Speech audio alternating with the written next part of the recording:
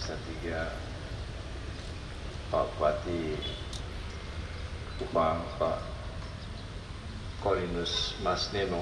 Jadi, saya itu susah sekali menghafalkan nama Pak Kolinus itu. Namanya susah untuk diingat secara cepat. Pak Wakil Wali Kota Kupang, Pak Hermanus Man, Bapak-bapak dari Forkopimda, Pak Kajari, Pak Kajati, Pak Kepala BPKP, dari Polda, dari Kumham, dan lain-lain yang tidak bisa saya sebut satu persatu, dari BKD, BKPP, BKP SDM sewilayah Provinsi NTT, teman-teman dari BKN, Bursa Istama, Deputi Sinka, dan Kantek, Denpasar, ada juga Karo Ren, Inspektorat, Kepala Pusat Pengembangan Sistem Seleksi, ada dari Kantek juga Pak Ojek, Kantek Aceh, jauh betul pasti Pak Ojek, pasti belum pernah ke Kupang ya. Dari Aceh jauh-jauh pengen ke Kupang, mumpung ada undangan. Dan hadirin yang berbahagia,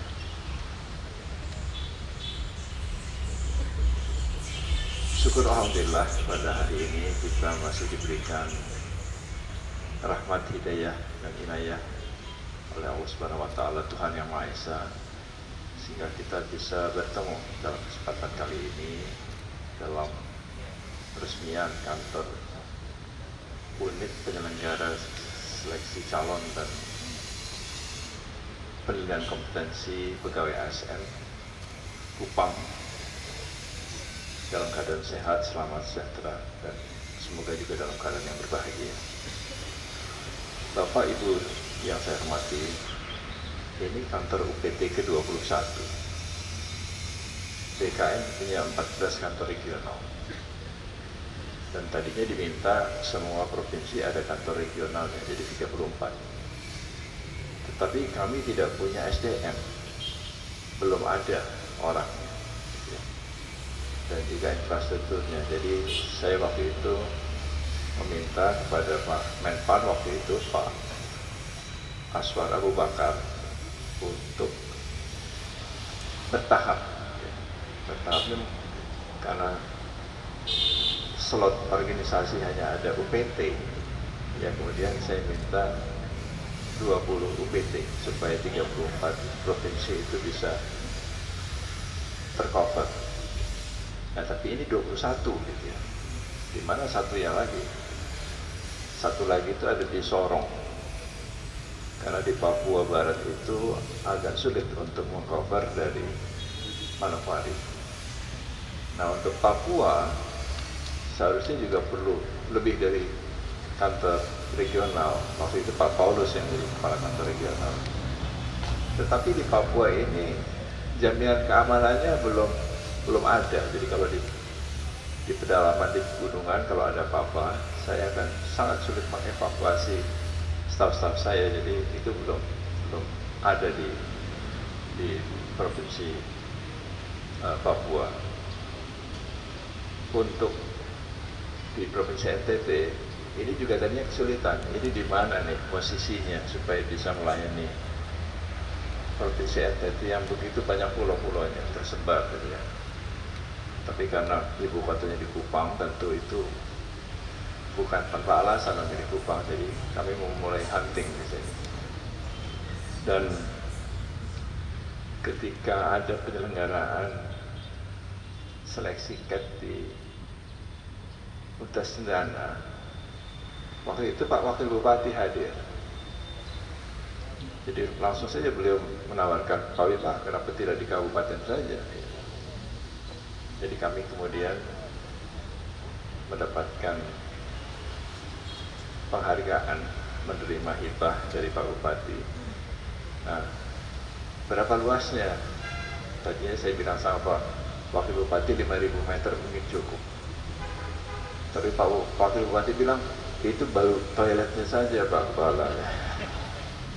Jadi kenapa tidak 20.000 meter sekalian supaya gedungnya bagus. Ya sudahlah gitu, karena itu di depan kantor bupati, samping kantor bupati, jadi itu kantor pemerintahan, sehingga saya iakan karena itu memang pusat pemerintahan. Nah setelah saya mengatakan iya, itu saya ke rote. Bupatinya marah-marah, Pak Bima kenapa tidak di rote saja? Di Sika juga begitu, kenapa tidak di Sika saja? Kenapa tidak di Labuan Bajo saja? Nah saya yang pusing sekarang. Tapi mungkin untuk NTT, di mana pulau-pulau yang tersebar itu mungkin perlu lebih dari satu UPT. Nanti kita akan lihat di mana posisi yang paling baik untuk tempat yang lain. Kalau teman-teman BKN maunya di Labuan Bajo, saya bilang itu bukan mau mendirikan UPT, itu mau piknik ke sana. Jadi kita nanti cari mana tempat yang paling strategis untuk UPT berikutnya.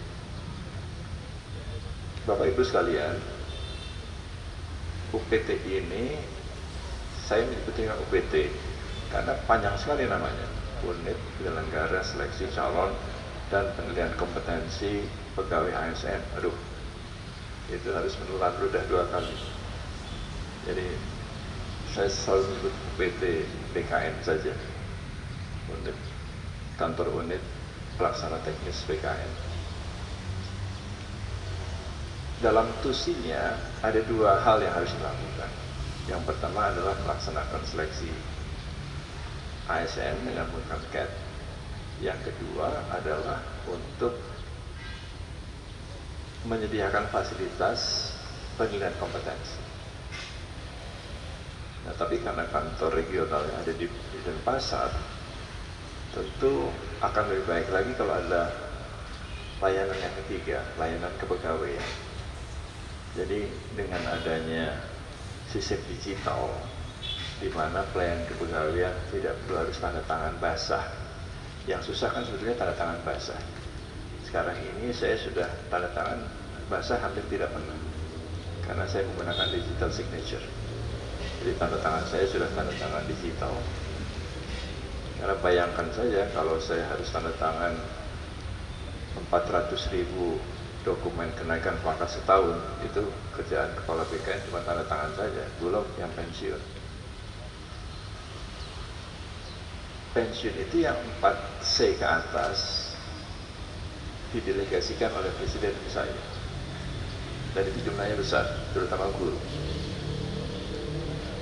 Karena itu bentuknya kepres, saya minta izin. Jadi saya itu satu-satunya orang selain Presiden yang tanda tangan kepres. Wapres pun tidak boleh tanda tangan kepres.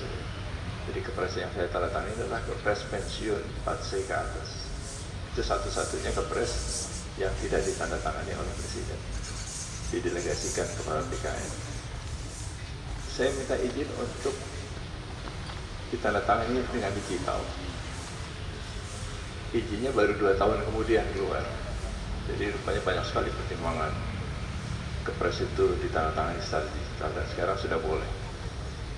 Jadi kalau kepres ini boleh ditandatangani digital, mestinya kepres yang lain tidak masalah ditandatangani secara digital. Karena tanda tangan sudah digital, maka sebetulnya pelayanan itu bisa dilakukan di kantor sini. Sejauh administrasi dokumennya lengkap. Dan administrasi dokumen lengkap itu juga perlu dilakukan secara digital juga dengan logo digital. Kalau itu bisa dilakukan, maka kemudian pasalnya tidak diperlukan lagi harus ke Denpasar. Saya pernah ke kantor Denpasar, ada 3 orang datang menunggu. Saya tanya dari mana? Dari Kabupaten Ngada. Bapak mau mengurus apa? Mau mengurus pensiun. Berapa orang? 3 orang. Jadi hanya mengurus pensiun 3 orang saja, itu datang jauh-jauh ke Denpasar. Saya bilang, untuk apa seperti itu? Kalau hanya mengurus pensiun itu bisa dilakukan melalui digital. Tapi memang ini ada budaya yang mungkin perlu kita sesuaikan. Karena kalau orang Papua lebih memilih mengurus di Jakarta. Jadi pernah pelayanan terpadu di PKN di bawah sebelum COVID itu ada 10 orang Papua. Saya tanya dari mana? Dari Merauke Bapak. Mau apa? Urus apa? Urus pensiun. Berapa? Dua pensiun Bapak. 2 pensiun yang datang 10 orang. Jadi ini ajaib juga nih teman-teman Papua itu. Tapi kalau tidak begitu mereka tidak akan pernah lihat Jakarta. Jadi ya sudahlah, mereka perlu juga mungkin melihat ibu kota. Pada di Merauke sana saja terus kemudian tidak berkembang kemudian wawasannya. Nah, jadi saya kira kalau kita sudah menyiapkan aplikasi digital dengan SAPK, tapi aplikasi digital ini tidak hanya dilakukan oleh BKN, tapi juga BKD, BKPB, BKPSDM harus segera mungkin menyesuaikan. Karena kalau hanya BKN menyediakan fasilitas digital tapi tidak digunakan, ya sama saja. Jadi BKD, BKPB, BKPSDM, teman-teman semua ini perlu juga menyesuaikan diri dengan sistem digital itu sehingga tidak diperlukan lagi dokumen-dokumen fisik. Semuanya sudah bisa diberikan secara digital. Untuk bisa melaksanakan pelayanan secara digital, data-datanya harus akurat. Karena komputer itu tidak bisa membedakan Muhammad dengan U dan Muhammad dengan O. Walaupun mungkin itu orang yang sama, tapi kalau tulisannya berbeda, dia akan anggap itu 2 orang yang berbeda. Muhammad M1 dengan Muhammad M2 itu dianggap akan berbeda oleh komputer. Jadi data-datanya harus sama persis, huruf per huruf. Dan orang yang bisa membuat datanya sama persis adalah yang bersangkutan. Karena kalau saya mengetikkan nama orang lain, itu mungkin salah, mungkin keliru. Tapi kalau yang bersangkutan mengetik namanya sendiri, pasti benar. Tanggal lahirnya sendiri pasti benar. Jadi itulah kenapa konsepsi data itu tidak lagi menjadi tanggung jawab BKD. BKD hanya mengelola saja. Kepemilikannya ada pada ASN masing-masing. Jadi pemilik datanya kan kita sendiri, bukan orang lain. Orang lain hanya mengelola, mengamankan data itu supaya tidak bisa diambil atau digunakan, disalahgunakan.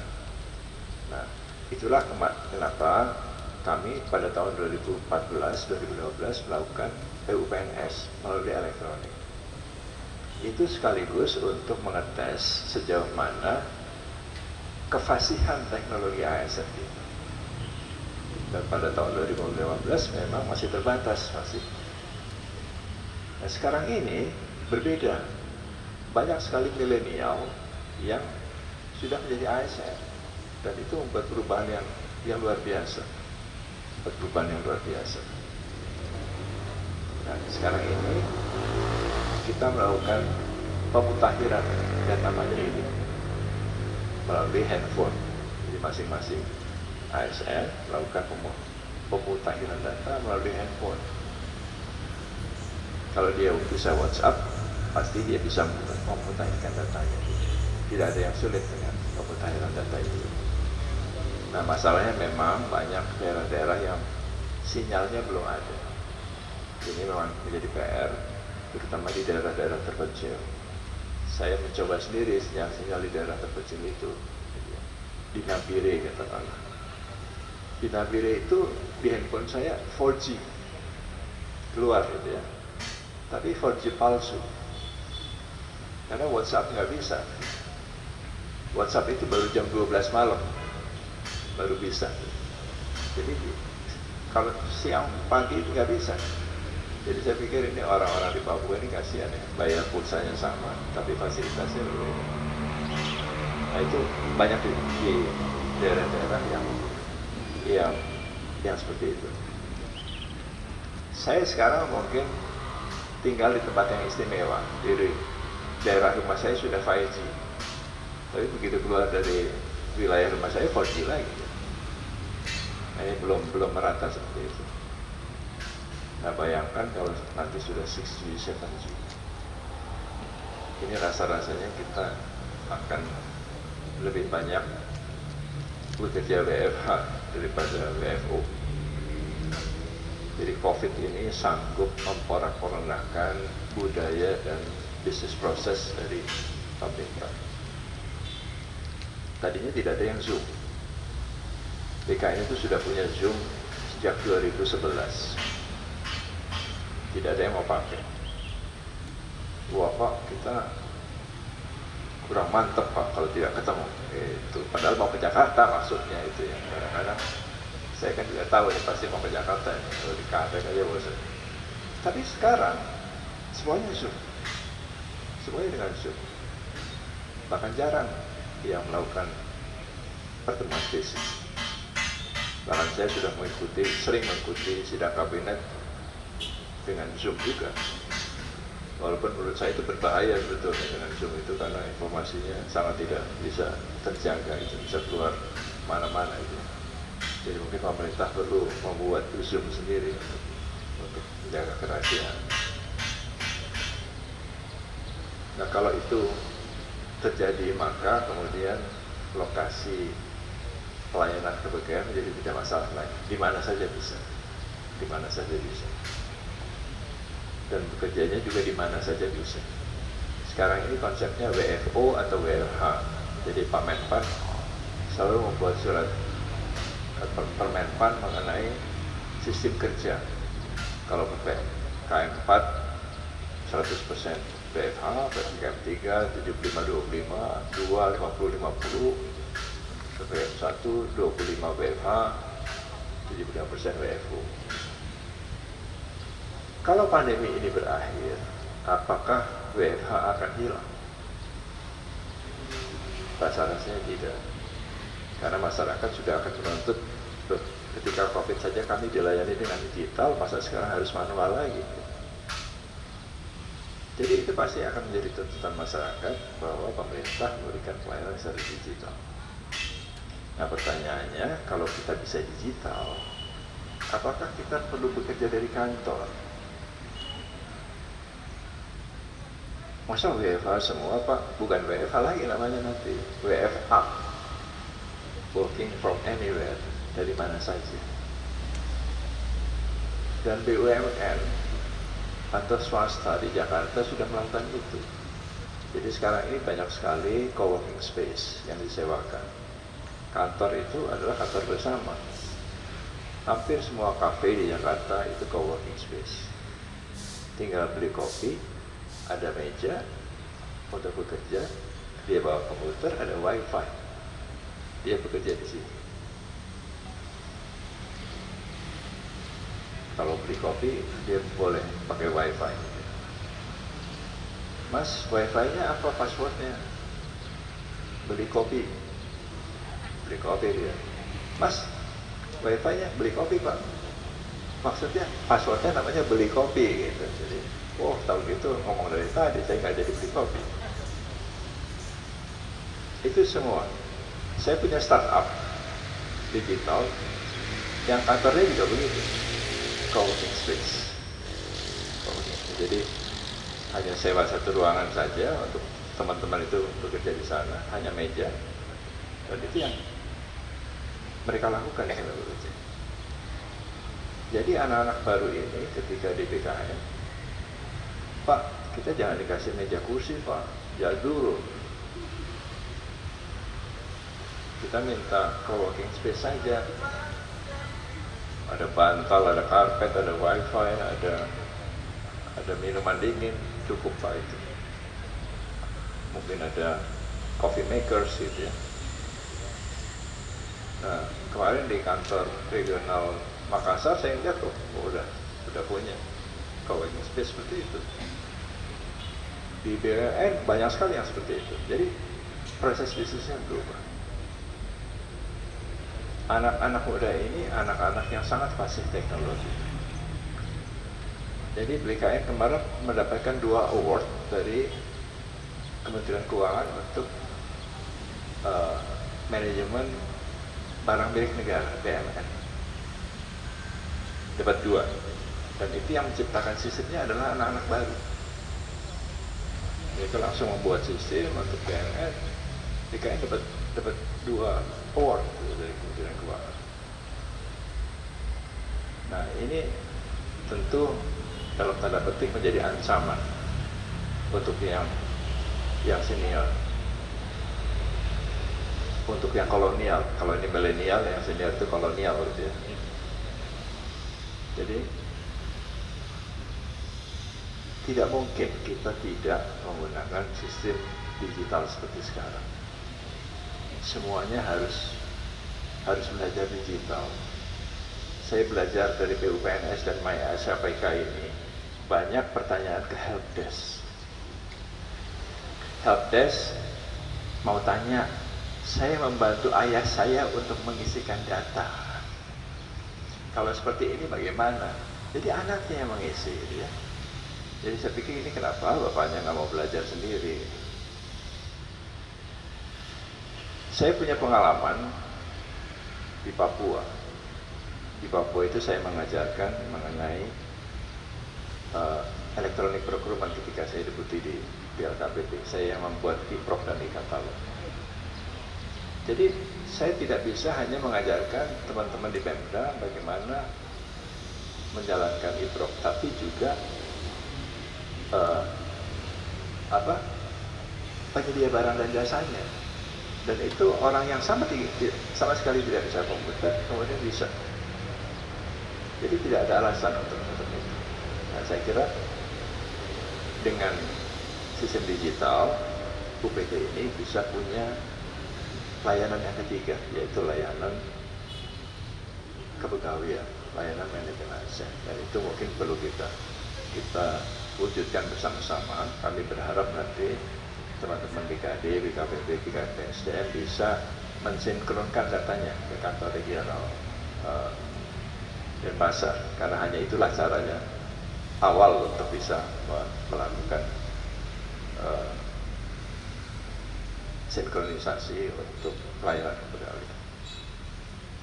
Terakhir saya mengucapkan beribu terima kasih kepada Pak Bupati yang telah memfasilitasi gedung ini untuk sementara kami gunakan sebagai UPT. Besok sudah akan digunakan untuk tes SKB, seleksi kompetensi bidang. Dan karena ini masih pandemi, kami juga mohon kepada teman-teman dari Polres, mungkin dari Polda, untuk membantu mengawal, karena terjadi kerumunan gitu ya. Jadi kami tidak ingin tes ini menjadi pusat penularan baru gitu ya. Jadi mungkin ini, terutama di jalan ini biasanya nanti akan banyak sekali orang berhenti, parkir, mengantarkan. Itu kami larang biasanya supaya tidak terjadi kerumunan. Dan itu mungkin kami mohon bantuan dari teman-teman Pemda maupun Polres untuk bisa membantu mengatur itu. Saya kira demikian yang dapat saya sampaikan. Atas perhatiannya kami ucapkan banyak terima kasih. Billahi taufiq wal hidayah. Assalamualaikum warahmatullahi wabarakatuh. Salam, salte, Om, Santi, Santi, Santi, Om, Syadu, Syadu, Syadu. Terima kasih. Terima kasih.